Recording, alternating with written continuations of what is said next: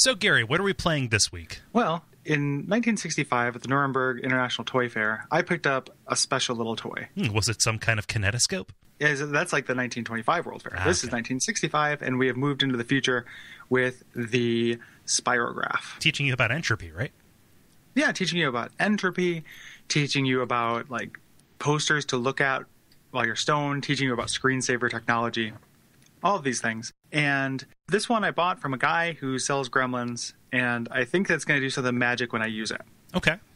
So I thought maybe we would, maybe we'll get sucked into another world. Maybe we'll get bored and go get some hot dogs afterwards. I'm skeptical, but tempted by hot dogs. Yeah, hot dogs are good. Chili dogs are good. Here, now hold on a second. Come up with a spirograph sound effect. And there we go. Whoa! What? Brayton, what are you doing here? Oh, I heard someone was going to go get some hot dogs. Oh, cool. Gary, where are we at? Cool world. Fuck! I'm really confused. All right, boys.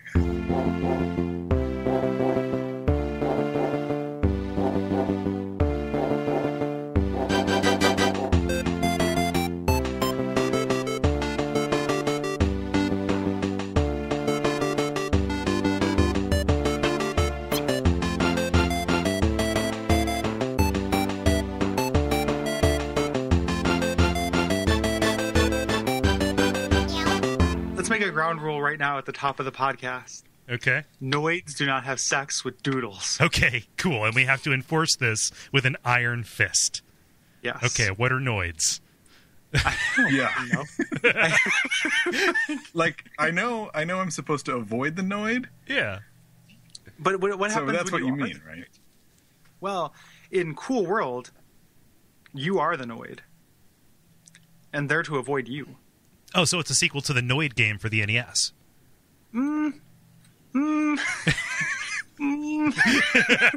You forgot that existed. Yeah. And now No, your I- world's a little I- bit worse. Never forget. Yeah, so I am Gary Butterfield. My name is Cole Ross. I'm Brayton Cameron. Hey, Brayton. Hey, Brayton. Hi. Yeah. Yeah, it's our first ever guest on Abject Suffering. Yeah. Thank you for The joining podcast. us. Why are you doing this to us? Why are you doing? Why? A bad game. Why, Brayton? And then to do it to me. Why? What did I do? I didn't even ask for this the way that they No, do. we inflicted it on you. We want you to share. Yeah, it's Eric Hyde. So Oh. Eric Hyde, who you've met in real life, Brayton. Yeah, I know he's- Eric. Yeah, he's fucking you over left and right. So wait a minute. Why does he have beef with me, Eric? Huh? Okay, so let's make a beef chart. Okay. Just try and figure out where this like stems what parts from. of the cow make the best meat? Yeah, which cut of meat is the most hateful? Yeah. It's the cut of Cool World. Yeah, I'd argue the fillet. Yeah. But no, Cool World for the Cool World. Super Nintendo, based on the hit 1992 movie. Yeah, 1992.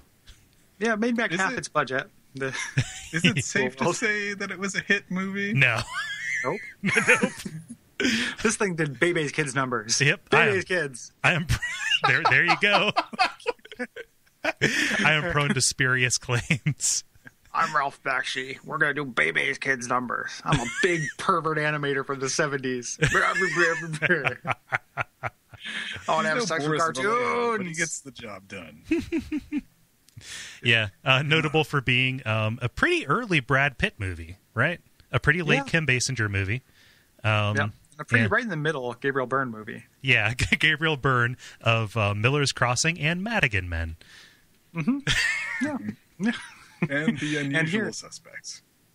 Yes. Oh, of course. Yeah. Possibly his lowest point. The nadir. This was Yeah. rock bottom for him. Yeah, Yeah. it should be. Yeah? So you guys haven't seen this movie? Nope. No. Watch the trailer. Felt real icky. Yeah, it's it's really icky's the good word for it. I was trying to think. So I've seen this movie twice in the theater when it came out because I was super bored and you just go see movies. Yeah. But I remember wanting to see it in the first place, and I was trying to think why I wanted to. And you know, the kid in 1992, I was 12, the reason could only have been because it gave me some kind of boner. Yeah. Like that had to be it. Like I was probably pretty turned on by Cool World. And I'm not, I mean, you know, it was 20 years ago, so I don't feel that embarrassed about it, but. Right. Was this, Gary, to delve into your past a little bit, was this also during the period of time when you would occasionally run outside and yell Mortal Kombat? Yes. It was probably very much close like to the that kids time. did in the commercial. Yep. Indeed. Yeah.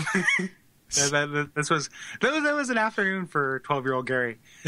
You get up, you run outside, yell Mortal Kombat in the middle of the street, and See then what would immediately happen? run down to the theater to see Cool World and Captain Ron as a double feature. Oh, man. Yeah. Cameron. That's funny. That's two nadirs. Like Kurt Russell. He was a pretty low point there, too. Yeah, 1992 was a good time for Gary and a bad time for those motherfuckers. Yeah. When did Hook come out? Because I think we're aiming for the trifecta. we're on the it's 1991. That's close enough though. They were probably in development at the same time, so we could do. Did the Hook game come out in 1992? Then? Maybe. Isn't the Hook game not that bad? The Nintendo one? I feel like it's not that bad, if I recall. I've never played it.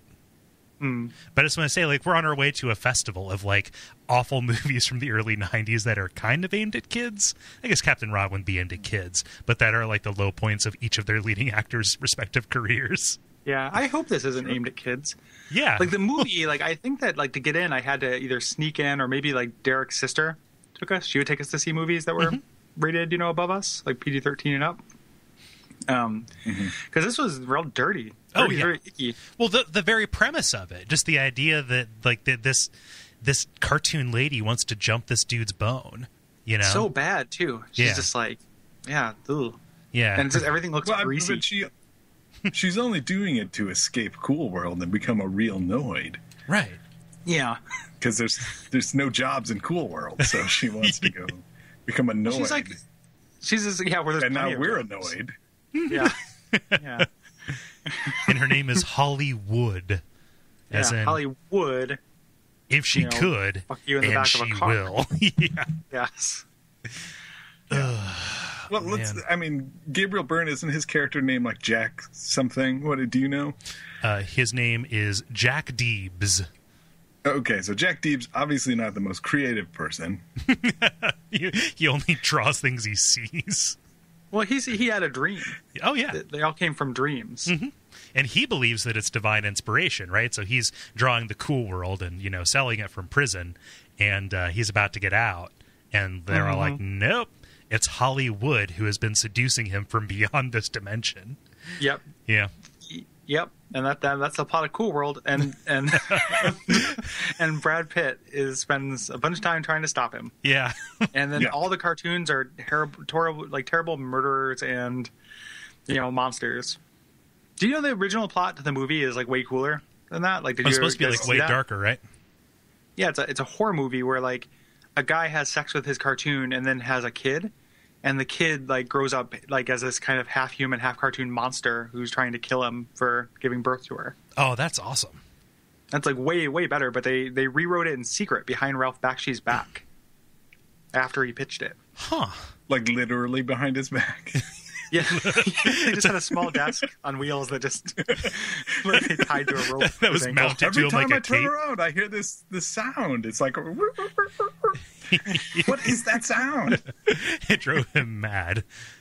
Yeah, Yeah. so mad that he made Cool World. Yeah. So yeah, I find it hard to believe that this wasn't to a degree aimed at kids, but I hope not. So here's the thing: when I was playing the game and after I had watched the movie, it's like I don't have too much trouble believing that a lot of kids had like formative like sexual thoughts, like, oh, I'm turned on by Bugs Bunny when he's dressing up like a girl, famously from, you know, Wayne's World, right? Sure. Right? You know, it's kind of like, oh, the majority of the media that you're exposed to at this very weird, sensitive age is animated. And I think that, like, just like there are these milestones for development, like, oh, learns to share, learns how to talk. I think that eventually it becomes learns how to not be turned on by cartoons. And this is the evil alternate version of Roger Rabbit for people who were not. And so, like, Roger Rabbit is definitely problematic because of, what's her name? But I would say that this is, like, just specifically aimed at potential future anime perverts. In Roger Rabbit, go ahead. No, go ahead, Gary, because then I don't want to get too intellectual here. Well, I was just going to say that in Roger Rabbit, you think that they're going to bone, and you really, really, you think they're going to bone. And you're just, I want to see, but they just end up playing patty cake. Yeah. Here, it is explicit. Like, Yep. I think that there's some point where she says something like, I need your Noid dick up in my urethra or something like that. Like, I think she just gets that doesn't happen. I hope but she doesn't say urethra. Huh? I'm like an infection. Well, doodles are different. Like an infection. Yeah, well, doodles. I think doodles have cloaca, right? Yeah, some of them do. They reproduce through the cloacal she's kiss. probably half bird. Like some kind of. Well, if you're going to draw something, you want to keep it simple. Yeah. Like if you're drawing a vagina, you don't draw a separate aperture. You're not going to get that kind of detail. No. So. Right. And that's just good character design. But anyway, so it's super explicit. Like it's not. It's like a weird, grosser version of Roger Rabbit, just because it's literally like we need to bone. Mm-hmm. Like we are going to get it down. I think there's two ways you can think about it. Like in one sense, the thing about Jessica Rabbit specifically is that while she's drawn specifically in that over-sexualized way, her lines in the movie are drawing attention to the fact that she's been, of course, her famous line, "I'm not bad, I'm just drawn this way," is specifically like drawing attention to the fact that there's a bunch of pervert artists out there making people like her exist. So she's actually kind of this like underwritten weird hero. But on the other hand, with Cool World, it's like Hollywood specifically is like this kind of symbol of pornography. In that it's just super objectifying a woman in the most sexualized context that you can get away with. And the only way you can do that is by making her not alive, by making her a cartoon. But then how would she becomes alive at that point, and then Right. it's equally objectified. I guess that's why it is, this game doesn't pass the Bechdel test kind of thing. So I think it wipes its ass with the woman Bechdel in the test. entire movie that we don't know the gender of that spider. Actually, we touche. do. Yeah. Yeah. But like this premise is like Goosebumps level. And it's kind of like you could probably do some kind of, Charlie Kaufman-esque version of like person gets lost in his own creation kind of thing. But like what this reads as is adolescent wish fulfillment. Like, oh, and then I touched the screen and I went into the world of Sonic. Blah. It's like the beginning of a fan fiction for the world that this guy created. Or Captain N. Yeah.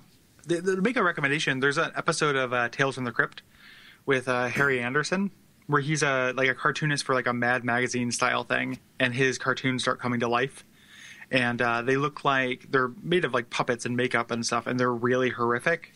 Like who's that Mad Magazine artist who draws the really ugly people, really kind of famously? I have no idea. Like, there's somebody from Mad who just draws like super ugly people, and it's that kind of style. And then they're in real life, they're just these fleshy mutant things that keep like. So as soon as he draws one, like one of them traps a kid in a refrigerator, across town. Like they're just coming to life around him in the city without him necessarily knowing it at first. And so it's a pretty good Tales from the Crypt. That does this that kind of idea pretty well. At least as far as horror goes. It's not as thematically like strong as getting lost in your own work, but it does a better job of like, cartoon things would be disgusting in real life. Like, have you seen that picture of the fleshy Bart? Yep. Yeah, that like Bart Simpson that would be like in real life. Ugh. Or that mugshot of the real life Beavis. Yeah. Yeah. Yeah. Ugh. Yeah. Gross. But so Cool World, if we haven't said it explicitly, it is hybrid animation and live action. So it's not Brad Pitt voicing a character, the movie. And like in kind of this weird analog to that, the game itself has like this weird mismatch of styles that isn't nearly as effective as the hybrid animation. Like this isn't The Incredible Mr. Limpet. This is like, ugh. But no, so what I mean by that is they digitize Gabriel Byrne and Brad Pitt super grossly, and then they have everything else be this like flat colors with thick holding lines like a cartoon, and it just and the backgrounds don't match that at all either, and so it is a war crime to look at. Yeah, it is very ugly. Yeah. It's also weird that you'd expect, like, it's a licensed game, you expect shitty platformer, and you're right, but in addition, it's a shitty platformer adventure game. Yeah. To call back to 5 minutes ago with Beavis, it's like the Beavis and Butthead SNES game, or Genesis game, rather. Yeah. Or Roger Rabbit for the NES, where it's, like, really about, like, collecting items and kind of solving puzzles through trading stuff. Yeah. Yeah, and collecting items in a way that doesn't make any sense, because some items you pick up and they stay with you forever, and some items drop when you pick up other items. Yeah, you have like an equipable item that, like, it's like Dizzy, like Adventure Island Dizzy or whatever, where you can just have one item at a time in a certain slot, which is really frustrating. That's a bad way to do a thing. And then you're constantly being chased by these the popper police. Those little tiny cop things that jump on you that I could not get off of me. Yeah. Yeah. Full of cheap deaths too. That guy come up and ask you guys for a nickel. Yeah. And then blow you up and you couldn't get away from the dynamite. Yeah, which that guy is standing between you and the nickels you can get. Yeah, so, fuck that. That's so stupid. From the first screen, like literally maybe like everything you can see when you first spawn in, there are at least 3 ways to die instantly. Yeah. Which are to either have that mugger shake you down, to figure out how to jump up to the roof and hit that plunger, some of which reveal hidden paths, other ones just kill you. And there's no way to tell the difference. Or you can just stand there and wait for the popper police to come up and, help you have illicit sex. Yeah. So am I mistaken? Is Brad Pitt's only part in this entire game is when the police capture you, he says, "Don't have sex." Okay. We saw another Noid here. You gotta know. Do, Brad. It's like the Garden of Eden. There was only one rule. If only he could. Well, getting into it, Brad Pitt, like the reason why he's probably so uptight about this is because he's probably, drowning in doodle pee. Oh yeah, but Holly is the only vaguely humanoid doodle that you see, right? Yeah. Yeah, it's got a real Smurfette kind of thing. Yeah. Like, if you were going to have sex with any of the doodles, which one would it be? Hollywood, I guess, but then it brings upon the apocalypse, so I don't know. Yeah. I know, it's hard. You guys got to decide. And sometimes, guys, when it comes to dipping my wick, sometimes I wouldn't mind if the universe got exploded, if it got a chance that, yeah, girl, I'm gonna ruin your world, and then we're gonna ruin the world together. It's real sad. Yeah, I'm going to bring you to my world, and we can destroy it. Yep. Okay, well, let's pause at this for a moment. Condoms are made out of rubber, much like eraser heads. So, like, this could be very dangerous for her. Eraser heads are made out of Jack Nance. Nightmares. Yeah. That's an idea. Actually, we had to get one of those special, like, sheepskins or something like that, or non-latex. So, like, it would require, a cartoon condom in a cartoon world. So wait a second. I need some clarification here. She's trying to jump his bones so she can seduce him and get back to the real world. Is there something where if they have sex, it immediately ends the world? Because she's looking for like a spike or something, right? If Wikipedia is to be believed. Yeah, the spike is what teleports people between the worlds. I think when she has sex, it turns her into a human. Oh. But it also causes, like, the fabric of reality to start fading. Okay. And then Brad Pitt's sent to the real world to capture her. The much cheaper and non-animated real world for most of the movie. I feel like this is a good time to point out. I played this game for about 20 minutes, and I also watched someone play it, and they beat the game in less than 30 minutes. But there's a scene. Okay, let me give you the quick plot here. Which you could imagine, is that you have to get flowers to get into the club, and once you get into the club, you have to get a soda for Holly, and then once you get that, Holly says, "Hey, meet me at the special place," which is on top of her mansion. So you go there, and then there's like the meet-up transformation scene, and I'm fairly certain there's digital nipple in there. Oh. Yeah, I didn't. I got the flowers. I was surprisingly close to getting that Diginip. I did not realize it. Okay, guys, let's take a break. We'll come back in less than a half an hour and report back on Diginip. Yeah, on this Diginip. Yeah. The way you get the flowers is super fucking asinine. You can't go into the library unless you already have a book. Right, because you got to return. That's where you get books, stupid. And then you have to trade the book for a flower that happens to be in a library, which is a place where there are books. Yeah. Well, no, you need to go. You need to go in there, because the florist. You need a flower to get inside of there. Yeah. But why do you need a flower? No. Did you guys get the car? No. Did you guys go make it to Candyland? Okay. Yeah, I made it to Candyland. I got into the malt shop. And but then that's what? as far as I got. Yeah, me too. Because I didn't know what to do. Yeah. Once you get, well, that's the thing. It's like, okay, here, the plot is like once you get in and get her a soda, you have to get her a present, and the present is in the malt shop. Now I don't know how you go from the malt shop to her mansion. That's the part I'm forgetting right now. But once you give her the present, then she transports herself into real world instead of cool world. What a weird dating sim. Yeah, no, you're describing like a late '90s Newgrounds Flash dating sim. Yeah. Like I will make my princess my own.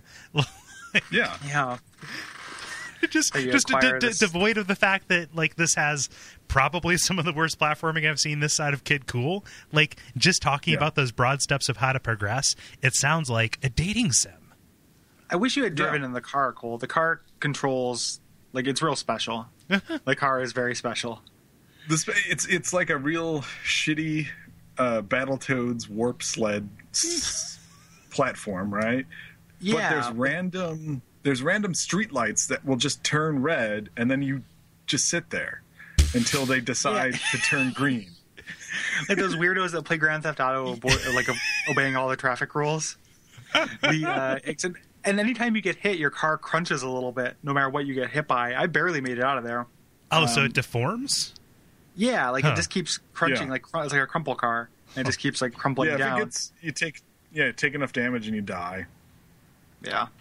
I think they're unlimited continues. No, there definitely aren't. They're not? Okay, because I continued and still had all my stuff. And I was like, okay, that's cool. Yeah. But, no.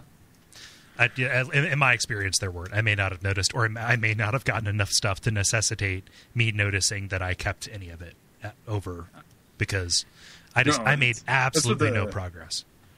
The guy in the Let's Play said there was a limited number of continues, but never said how many. No.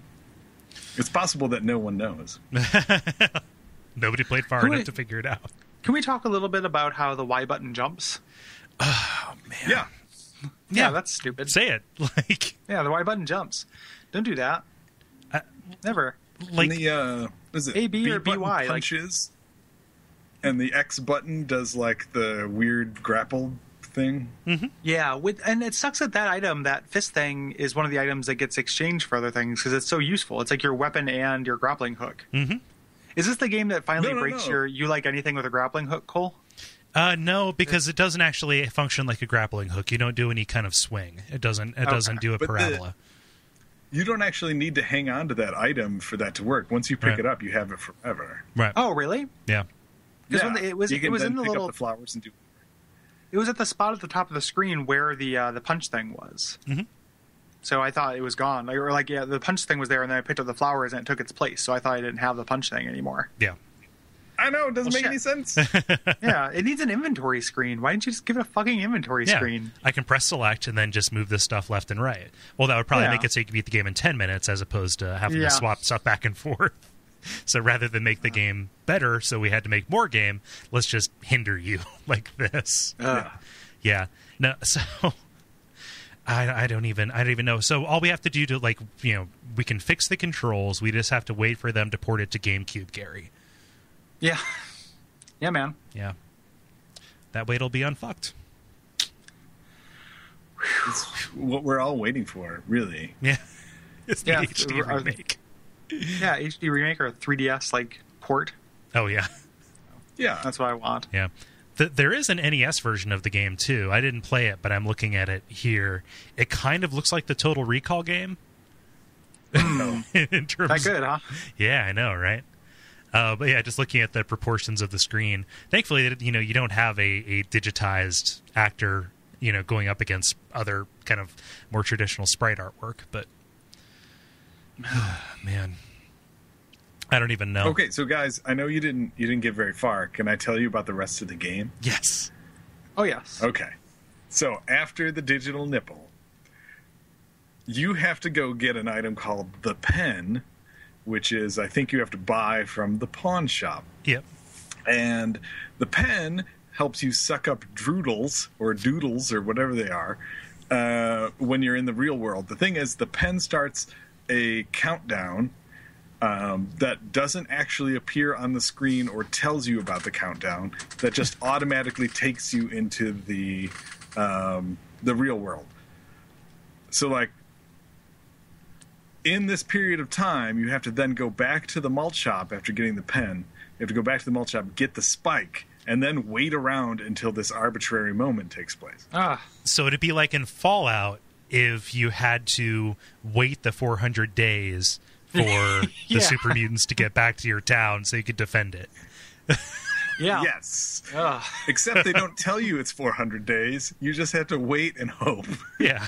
God, that would be not an adventure game. Because you'd be spending so much time doing everything while that was happening. Mm-hmm. But also, I mean, you know how difficult this game is and how annoying it is. Like, you can't jump well. The punching only works half the time. You have a limited amount of time to get the spike before you go to the real world, which is the thing that you need to end the game. But if you don't get it, then you've lost. Yeah, and there's no. And I don't think there's there's no a way save back. Yeah. So let's talk about the controls here for a second. Like, being able to to jump at a diagonal. So, like, anything that you did would make you just jump straight up. Like, you had to actually get like a running start to do your usual parabolic jump, right? Oh, and also any action that you had to do, it took maybe like 4 or 5 frames for it to actually activate, like to do that. So if I was trying to punch or do the little elastic arm up, I would hit that, I wonder if I can't do it, do something else, and then realize, oh, it didn't recognize that I signaled to do this other thing, but when I pressed a button to do something else, it recognized that I was interrupting the first thing. Like, this game is like just so poorly tuned. Yeah. It's tuned spelled with 2 O's. I'm leaving. I would like to point out, like, let's all go around the table and say one thing that we think is a real travesty about this game. Okay. So I that's said true. mine. I would like to say the non-clear telegraphing of ways you can interact with enemies and the environment. So, like, what things that are in the background are actually ledges? I don't know. Some. What enemies can be jumped on? I don't know. Some of them. Some things you just jump right on through, though. What enemies can be punched? I don't know. Like, it just sometimes the punch just goes right through them. There's nothing that tells you the difference between any of those things. And you don't know what the things are going to do when you hit them. Like, some tunes are just harmless idiots, and they just walk on by. Some of them will blow you up and kill you instantly, and there's nothing to indicate it other than just, trial and error. Mm-hmm. Fuck you, Cool World. Brayton. Yeah. Fuck you, cool world. I almost said Cool World, and I would have felt really bad. Fuck you, Cool World. Oh, I haven't released Cool World. That's my. It's still in beta. Yeah, it's my free-to-play MMO. It's about a guy. It's about no offense, is a tune, no thank you. and then he goes to the real world, and he has sex with a real world girl named Holly. Cool World's already and then been she turns into a cartoon. You're just saying the opposite of Cool World. Yeah, Cool World's already been released. It's called Microsoft Excel 2007, and you just organize your whole life by it. Yeah. Do you want to hear something? I think that's an EVE Online joke, right? No, I don't. It was a Cole Ross joke. No, I don't play EVE Online. He's referring to the fact that, like, my chores, I have reminders set to do, like, okay, I need to do my change my sheets on the first and third Sunday of every month, right? Stuff like that. Just like little reminders, efficiencies, right? Then the klaxon elements of coal. Yeah. Is what I'm making fun of. Coal's a unification government. Yes. Yeah. If everybody else would just understand, things would go so much more smoothly. Oh, well. Yeah, coal. Yeah, you're right. It would just be Microsoft Excel and probably, let's say, OmniFocus, and then a bunch of SAD. Yeah. Some sort of calendar. Yeah. Busy cow. Yeah. Yeah. Oh, man. And then a really long gift set of Merlin Man. Yeah. Yeah, pretty much. Oh, man, does he look nice today on repeat? Uh-huh. But, so Brayton, share a travesty with us. Oh, gosh. This game has nothing that's fun in it. Yeah, everything is terrible.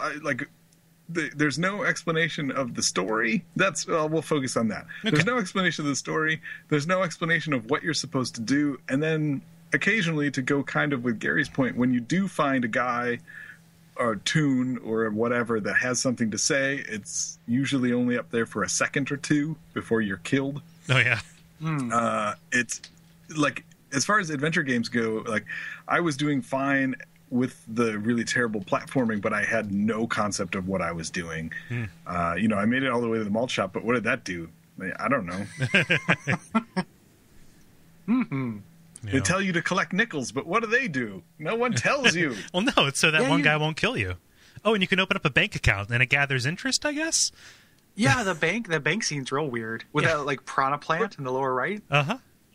Yeah. Yeah, and the fact that it's whack-a-mole with a teller.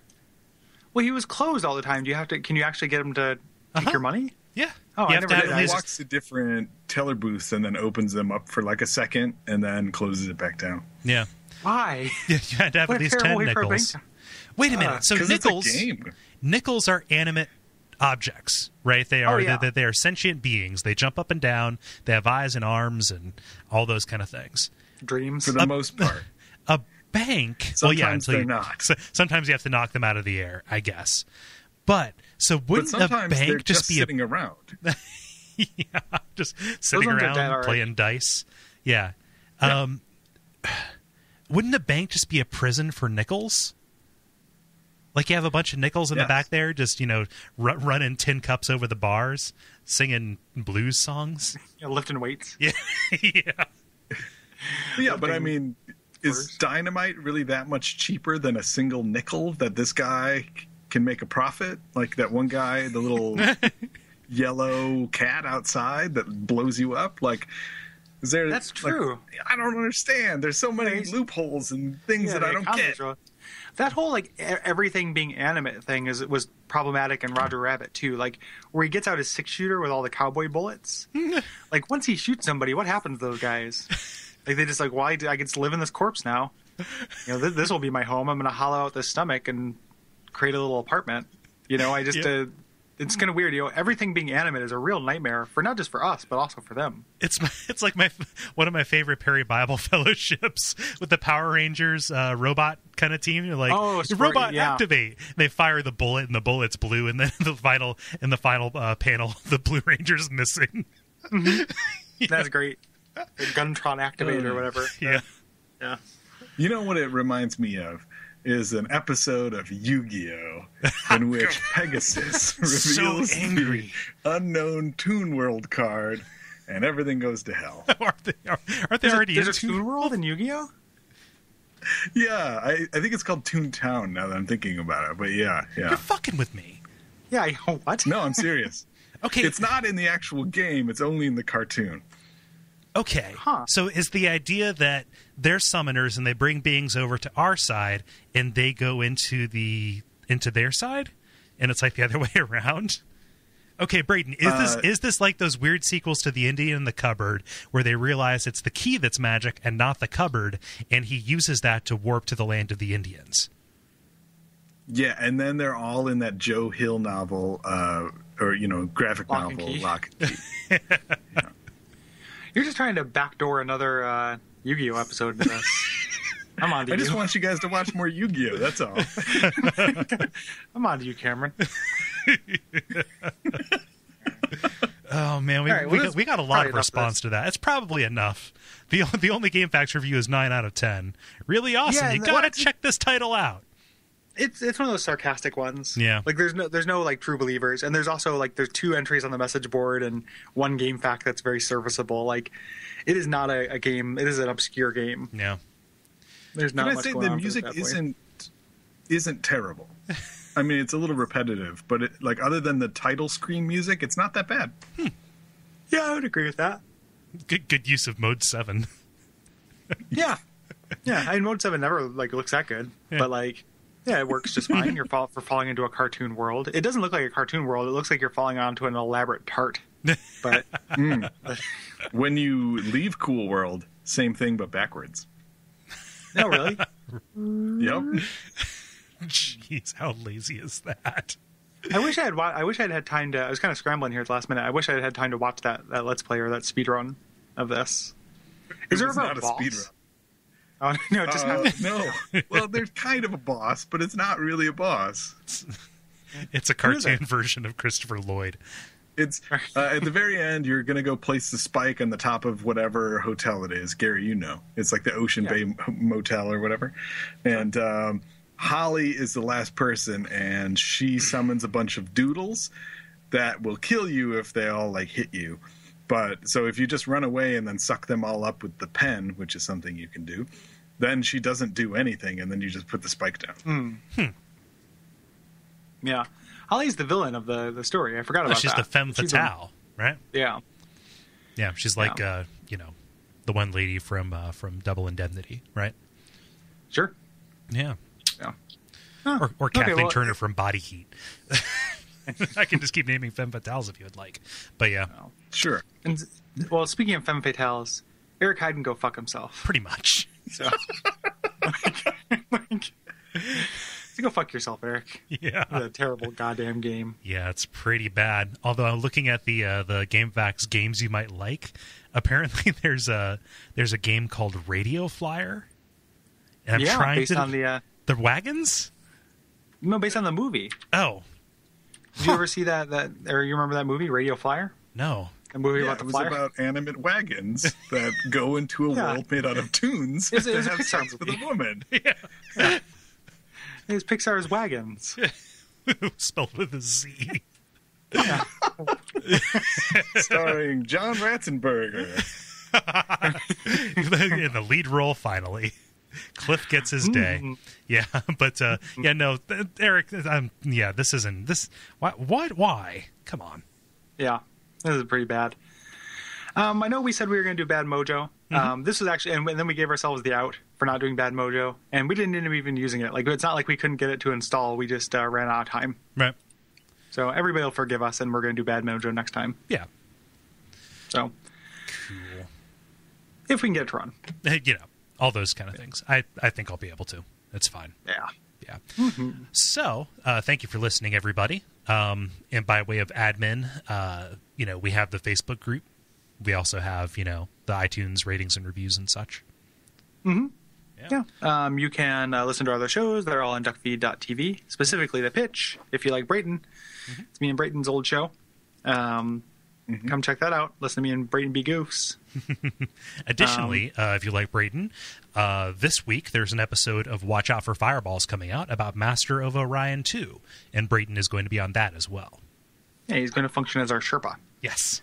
On that. Yeah, in a cool sense, Sherpa. you won't be able to get rid of me for a whole week. Yeah, you get a couple weeks of break. 2 weeks. It's a Brayton takeover. 2 weeks. It's a breakover. Yeah.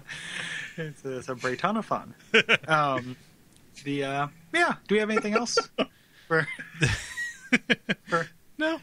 Thanks for listening, everybody. Yeah, thanks for listening. Thanks for joining us for this, Brayton. Yes, thank you. Well, thank you. And bye. And Eric, you can eat my butt. Eric, eat a butt. Umbasa. Umbasa.